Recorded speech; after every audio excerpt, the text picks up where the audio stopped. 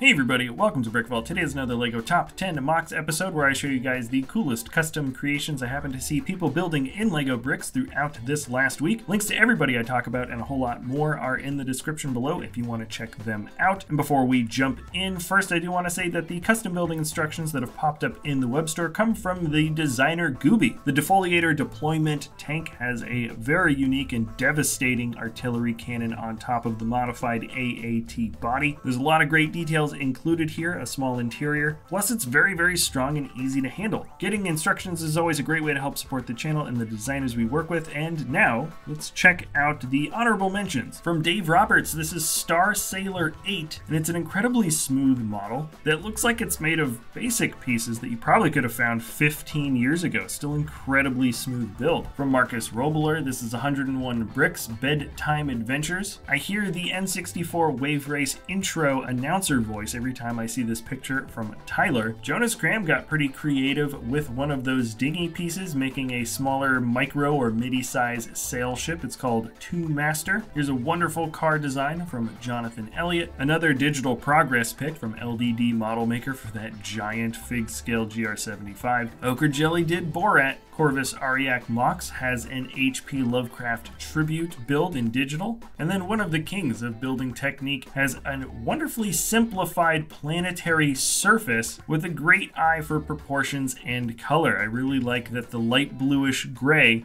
is contrasted with the old gray from the crater and the flat surface. From Jayfa, the title here is technically a bonsai. Joffrey Bricks has an Astro Rabbit, probably one of the cutest builds of the week for sure. Crisis CRS titled this Tower of Everything, and I really do mean everything. There's a ton of details in this model. This is a dropship from Anders Sinding. This is the Northrop XP79 from MW Bricks. Love the wing build. Adam Betts titled this Paint Pouring on a Minifigure skull, so you can see the actual shape of the minifigure head forming around the skull. It's a great model. And finally, this is from Axidroid, and it's a pretty awesome Clone Wars battle scene in the capital city of Naboo, it looks like. Now let's jump into the top 10 of the week from LittleJohn. It's titled I'm Sortin' My Trash Here. This is a wonderful build for Grouch. You can see that that seed piece clearly is the Technic cable connector in green. The trash can itself actually has some wonderful build details. And from what I can tell, even the trash next to him is all just instruction booklets or packaging from Lego sets, which is kind of fun. And it's all in all just a wonderful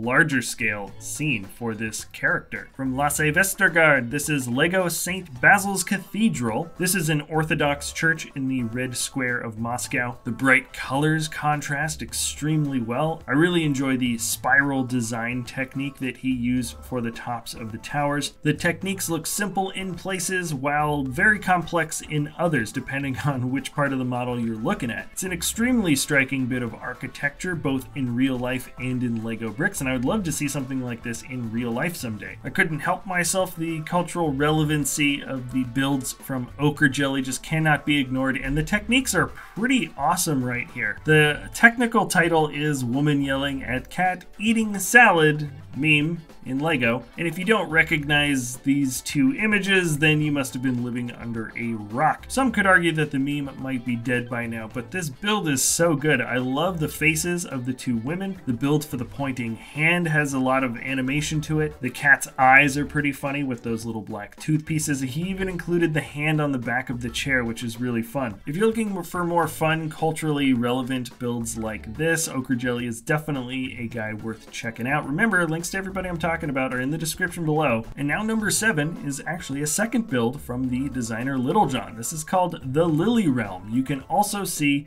the Technic cable connector being used quite a bit in this model as well, also serving as a seed piece, both for the roofs of the houses and for the edge of the lily pads. So this is a micro scale-ish build, sort of like a Fern Gully type scale. The build for the bridges is quite simple and nice. The houses themselves have some wonderful angles to them, and I like the slowly bent, stitched together 2x2 plates in trans blue for the arcing of the waterfall. But now we're jumping over to First Order Lego, and the title is Forest Butcher. It's a 2-hour build, he claims, but there's a lot of details that are pretty expert here in a few techniques that I haven't seen done quite in this way. We've got the droid arm thatched roof, which is a fun build technique. Upside down leafy plant pieces make up the tops of the trees, so you have the tips of all the leaves pointing upwards. It's a subtle detail, but something I haven't seen done quite this way before. And of course, the rest of the scene is quite interesting. We've got a bit of blood or gory details and a rubber band piece to show that the axe has been used to make that final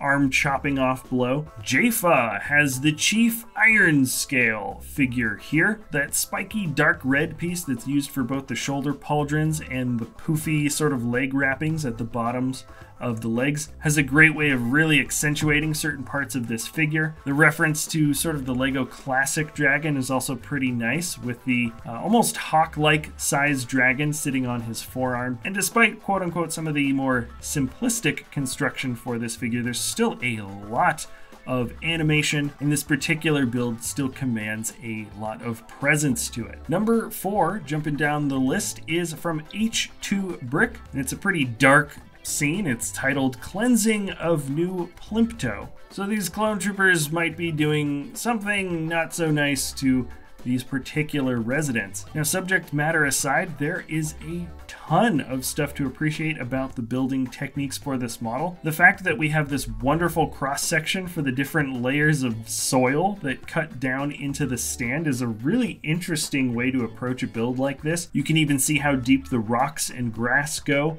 before it turns into the dirt. There's a few different techniques for building the different trees in the background, which work quite well. And it just makes for a wonderful nature scene that then has these Star Wars figures laying in to actually set the final tone. Now here's a great bit of historical fiction, maybe. The title is PZM9 Mocny, and the builder is Maciej Ramlo. It is built from this 1920 plus universe that he seems to be collaborating with for other builders, so it's got that sort of steampunk aesthetic and then placed in a 1920s style universe with a bit of that tech that somewhat matches the overall look. I personally love the boxy shape to this walker. It's overbearing, it's a little bit inefficient, but ultimately it's just incredibly imposing. The two big Gatling guns on either side also are a nice touch. It feels like something that was designed with that kind of old school cool feel in mind. And then contextually, the build around it gives it a very different otherworldly kind of feel. There's a little bit of wheat growing, a small shrine it looks like, a dirt path with some chickens. It's very rural, lots of animals around. So you get the idea that this giant monstrosity is slowly lumbering through a pretty agricultural land, maybe a farm or a very, very small rural town. It's just a great build, great overall feel, some wonderful little techniques. And then now I don't know if this fully counts as a micro scale build, but I suppose it could count from Simon Liu. This is Rolli Ball. So the Wrecking Ball set for the Overwatch set didn't come out that long ago. You can even see that printed dish piece for it, and of course Wrecking Ball standing on top of it for the context of this build. The color combination for this little mech is the same, and instead we've got a smaller rodent on the inside controlling this particular spider beast. The techniques for the spider itself are great. Contextually, this is just a really fun addition to the Overwatch universe. Now we're jumping into a different spider type mech, but just a little bit different, from the builder Jayfa. This is Harvestman Plague Mech Amalgam. Now the details for this build cannot be understated. There are a bunch of interesting techniques. You can also see those little green clip connectors included for this model as well on the legs, and a little bit of detailing for the body too. I love the way he got those red eyes to poke through those round studs with holes in them. There's a wonderful integration of a few bionicle pieces here and there, but a lot of system bricks as well. There are a few different kinds of mandible apparatuses and arms sticking off of the body of the spider, which make it a bit more menacing, and of course those giant pointed feet are probably the #1 things you'd want to watch out for if you ever ran into this in some weird universe where this actually existed as a living being. Plague mechs are really, really interesting builds in LEGO. You should definitely check out more stuff from Jayfa. Anyways, that is going to be it for the top 10 mocks of the week episode. Let me know what you guys think in the comments below. Remember, if you enjoy our content, you can always like, subscribe, comment, share, do whatever it is that you want to do. If you got time, you can always check out our web store. Thanks so much for watching, everybody, and we'll see you next time at BrickVault.